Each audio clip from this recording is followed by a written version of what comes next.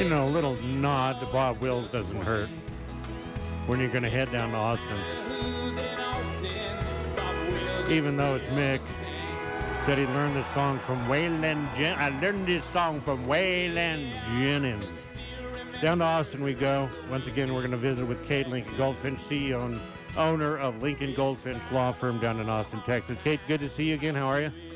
Hey, good. I'm happy to be here with you right now. All right. How are your holidays, and Happy New Year? Yeah, thank you. Happy New Year to you, too. Well, here we go, 2024.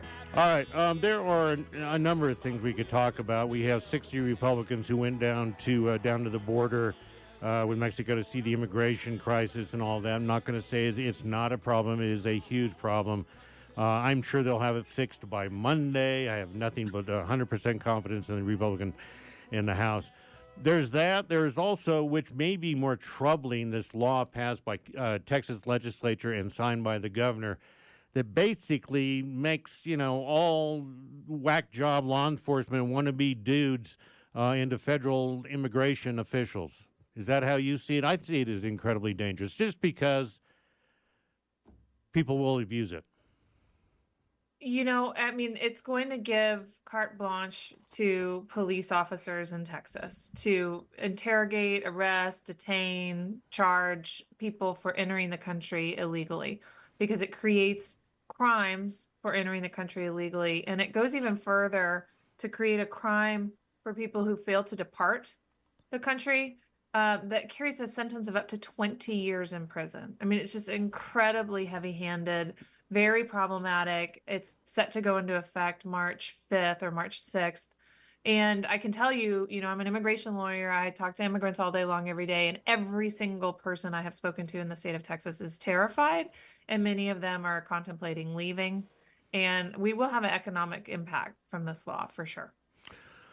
I would encourage everybody, you included, Kate, to leave Texas. Now, you are blonde. And you are very Caucasian. Imagine if, somebody from Santa Fe goes down to Austin or Dallas or Amarillo or Beeville, where I was born, to visit relatives, and you have dark skin. Yeah. I mean, and we see that around here. So the Austin Police Department tends to be pretty friendly, not very problematic with my clients. But the surrounding rural communities can be really bad places for immigrants to drive through at night, when they have interactions with law enforcement. And so because these police officers can just do as they wish under this law, I mean, of course, they have to have probable cause and all of that. But how does one enforce this law without engaging in racially profiling people? Right. It's not possible. But it's going to be, any cop who decides he wants to be, an immigration enforcer will be able to now. So that's the practical application of it, and it was signed, and it's supposed to go into effect early first week of March. Department of Justice has filed suit. What are the odds of their success to put a stay on this and say that the Constitution says this is our job, not your job, Texas? Sure. And this, Supreme Court has already talked about this after the Arizona law, SB 1070. The thing about it was a different Supreme Court then. It was, 13 years ago. And they did even then hold in part that the show me your papers provision of SB 1070 was lawful, was not unconstitutional, meaning cops could ask people for their immigration documents or legal status documents. So with the Supreme Court we have now, I would not be surprised if we saw something very similar where maybe parts of this law will be enjoined by a federal court or go up to SCOTUS and be blocked. But I betcha I hope not, but I would not be surprised if the primary portion of the law that creates this misdemeanor crime and allows police officers to interrogate people about it will be upheld. I don't like that answer. I don't think it's constitutional, but it's the reality of the world that we're living in and the federal court system that we have in place and who has been appointed to judgeships. People will say, what is the problem with that? I get pulled over. I have to show my license and my insurance and all of that. Why is this any different? Because immigration is very might have a green card, or their green card might be expired, or they might have citizenship pending. I mean, there are really hundreds, if not thousands, of types of immigration statuses and cases, and it is not a good idea to have police officers trying to interpret and enforce immigration laws. It's just, I mean, I remember the last time this law, I think it was a few years ago in the Texas legislature, there were, county sheriffs and heads of law enforcement agencies who came to testify before the legislature to say, we don't have the capacity to learn and train and enforce this stuff. Just don't put this on us, please. And so it's just not within the purview of law enforcement. It's a federal immigration jurisdictional question.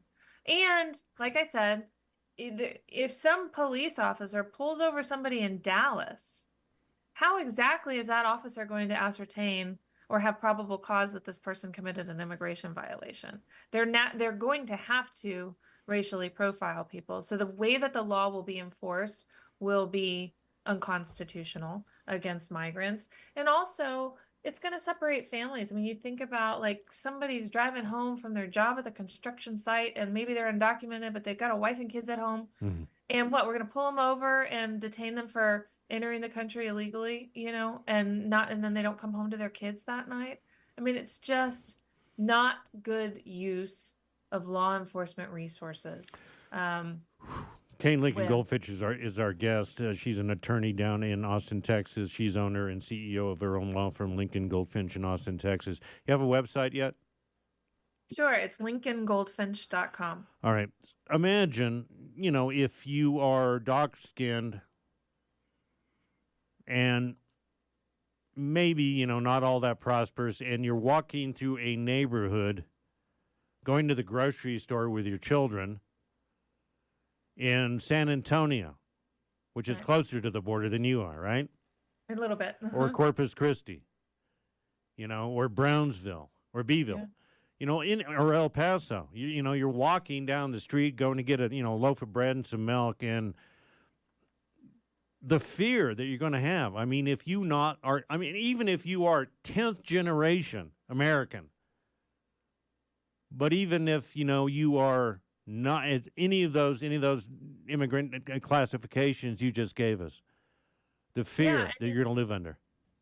Here's the deal. We all suffer when people are afraid of the police in that way, right? It is better for public safety for people to feel comfortable, when they suffer a crime or they're victim of a crime, that they can approach a law enforcement officer and talk to them about it. It's bad for all of us if all of a sudden a whole swath of a population wants nothing to do with law enforcement or goes the other way just by virtue of seeing a police officer. And I know some people are probably thinking, well, a lot of people are, anti-cop these days. But when we're talking about the immigrant community, I mean, there's a visa that Congress created many years ago called the U visa for victims of crime who are immigrants. Oh. And they can get legal status if they cooperate in an investigation. And the whole purpose of this visa, this law, is to encourage the immigrant community to cooperate with law enforcement, to call the police if they're a victim of a crime, etc. And laws like the Senate before, they do the opposite. They make people turn away from law enforcement, and that makes public safety worse for everybody. What kind of cases have you been seeing most often in Texas where you practice, even before this bill becomes actual law and they'll start enforcing it first week in March? Sure. I mean, I do immigration law, so I have all types of family-based immigration, citizenship, asylum, deportation defense. I do a lot of humanitarian visas for trafficking victims and domestic violence victims, so it runs the gamut. Do you have any thoughts on advice for legislators? Let's just, make it federal in Washington, D.C., about things that they could do, that we could do, simple things or maybe complex things that we could do to help pass some comprehensive immigration legislation? I think the lowest hanging fruit, the easiest one out there, has been permanent status for the dreamers. That's one that really everyone sort of can naturally get behind. But even Trump touted that until he didn't. All right. And we can't even get that, so that just goes to show you how far away we are from actual comprehensive immigration reform. But here's the deal. We have an aging population in the United States.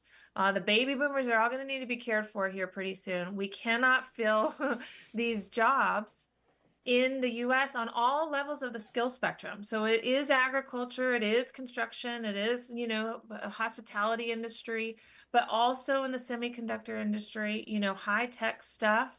We cannot fill the jobs that we have in this nation, and this economy is suffering. And the beauty of the situation for us is that we have a quick switch we could just flip if we got our heads right. We could just increase immigration and all of a sudden have a solution to a lot of our economic troubles. But we can't do that because so many people equate immigration with badness, that immigration is an ugly word or a dirty word, which is just insanity. And so I wish that everyone could just get their heads straight about immigration actually being a good thing and a benefit for us all and for our economy. But my suspicion is that what we're going to see is the economy is just going to struggle more and more and more. For labor, it's going to get so bad that there's just no other choice, because immigration is such a powerful political motivator for people like Greg Abbott that all they have to do is like whisper the word border surge, and all of a sudden everybody on the news is talking about it. And the reality of the situation is that there are a handful of people who benefit from all of this attention and focus on immigration along the southern border, and it is people like Greg Abbott. And some sheriffs. There's probably sheriffs in Texas who are salivating at the thought of being able to go out and crack some heads and arrest these brown people. And, oh, by the way, if we sweep up some white or black people or Asian people, in these dragnets, well, that's just the cost of doing business. We only when the sheriffs came and they testified a few years ago when it did not pass, did they say, we're not trained and all of that, we're not equipped to do all that, this is the federal problem, let's keep it there? Does the new legislation, does it differ from that at all, or does it say just do the best you can, or we got your back, or whatever? Yeah, there was zero focus on solving the problems that were raised in committee. It was pretty wild, actually, to watch the committee hearings, and I testified a couple of times against the law, and people were raising really legitimate, valid concerns about the unconstitutionality of this law or problems that would arise, and it was just like, fell on, what's the word, blank faces or whatever, and they just, pass it right on through committee, just no problem. They just weren't interested in solving any of the problems within the bill. They just wanted that thing through. It was the fourth special session. Greg Abbott was demanding that this law get passed, and so they pushed it out. And here we have a really messy, ugly, unconstitutional law that now is going to be caught up in the federal court system. But in the meantime, everybody's terrified. Now, you do immigration law, but people may have guessed to this point in the interview, Kate, that you are a woman. A lot of women's issues coming up in Texas as well. There could be combinations for some immigrant women or some suspected immigrant women who might get pulled over or stopped for walking while brown or whatever, other things that people can envision. Texas is, between Paxton and Abbott and some of your Republican legislators, what's going on? Is it, we're going to be, I would love to see, Texas abdicate and secede from the union at this point. It's pretty wild around here. There's a reason I live in Austin, let's say. But yeah, Texas is, there's always something being cooked up, and there are certainly times when I think, what am I doing in this state? Yeah. This is not a state that I align with, from a values perspective. Just the gun stuff, I have a kid. I actually just pulled my kid from public school because really every day that I took my kid to school, I thought about gun violence and the risk of gun violence. And that's just not right, So, but I think we're all going to be really exhausted by all of this, probably by the end of this year, on a national level, because it's all anybody's going to be talking about is all of this political stuff. So here we go. It's January 4th. And next steps from the DOJ and their lawsuit against this and the timeline. That's a good question on the timeline. They filed suit. An injunction, likely would come before the implementation of the law. So we'll probably hear something before March 6th. And if I were a betting person, I'd say portions of it will be disallowed and other portions will be allowed. So we'll just have to stay tuned and see. All right. One of the things that I can't quite envision that, it sounds simple. That sheriffs, law enforcement, local law enforcement will have the opportunity. Tell people you're not allowed to be here. We don't want you to be here, and you have to go back to the country of origin. Does that just mean kick them across the border and then let them worry about it? Sort of, yes. Go back to Venezuela, go back to Poland, go back. Yes, just leave the country. We don't care where you go. Essentially, is what they said in the committee. But the law, it contains a crime for illegal entry, but in lieu of prosecution, it's a misdemeanor. Yep. For first entry, 6 months. Second entry is up to a year. And in lieu of prosecution, someone can elect to leave voluntarily, but then a failure to depart comes with that up to 20-year prison sentence. Yeah. That's the portion of the law that I bet would be disallowed. Because it's just so drastic. But and the function, this is one of the things that came up in committee, is how exactly does this function? What do we drive someone down to the border and watch them not cross? And if they don't cross, then we, there were like law enforcement agents and, people who the committee should have been listening to, because they don't care when I get up there what I say. But, if someone like the head of the county sheriff, whatever, is there, they were saying there's just no way for this to function.